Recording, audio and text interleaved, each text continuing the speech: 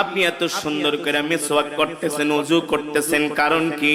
আল্লাহর নবী বলে, এ আয়েশা, একটু পরে আমার জান কবজ করার জন্য মালাকুল মউত আমার বাড়িতে হাজির হবে।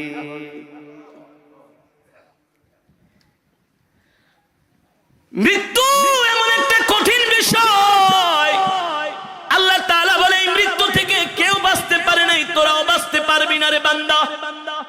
এবার আল্লাহর নবী জিজ্ঞেস করে, মালাকুল মউত, আপনি এতগুলো মানুষের জান কিভাবে কবজ করেন?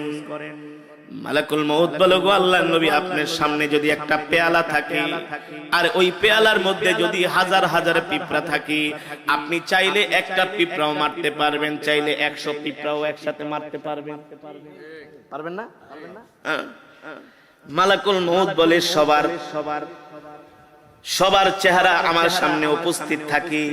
যখন তার হায়াতের জিন্দেগীর পাতাটা যখন হলুদ বর্ণ হয়ে যায়, আমি মালাকুল মউত তাকে আস্তে আস্তে করে সতর্ক করি। দিন যায় রাত যায়, আমি তাকে সতর্ক করি।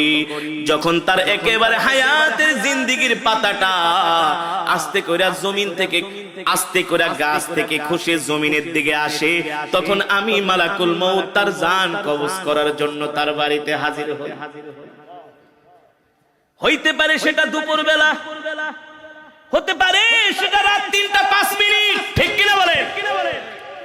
অনেক মানুষ দুপুরে মারা যায় না, দুপুর 2টা বাজে মারা যায়।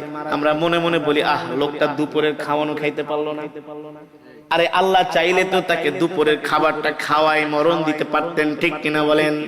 আল্লাহ বলেন, না না না, ইদা জা আজালুহুম লা ইস্তাখিরুনা সাআতাও ওয়া লা ইস্তাকদিমুন। আমি আল্লাহ প্রত্যেকটা মানুষের হায়াতের জিন্দেগীর একটা সময় নির্ধারণ করছি। এ বান্দা, তোমার মৃত্যু 1 মিনিট আগেও হবে না, তোমার মৃত্যু 1 মিনিট পরেও হবে না। আমি আল্লাহ যখন নির্ধারণ করছি তখনই তোমার কেবল মৃত্যু হবে, ঠিক কিনা বলেন? এবার সাহাবীরা মৃত্যুর যন্ত্রণার কথা শুনে তারা কান্না করা শুরু করে দিলেন।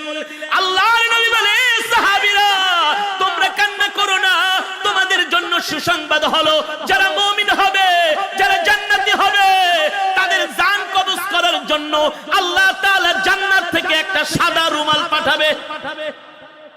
জোরে বলেন সুবহানাল্লাহ।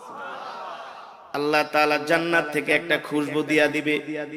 মালাকুল মউত কি, এ মালাকুল মউত, যা এই সাদা রুমাল আর খুশবুটা নিয়ে আমার বান্দার সামনে হাজির হ।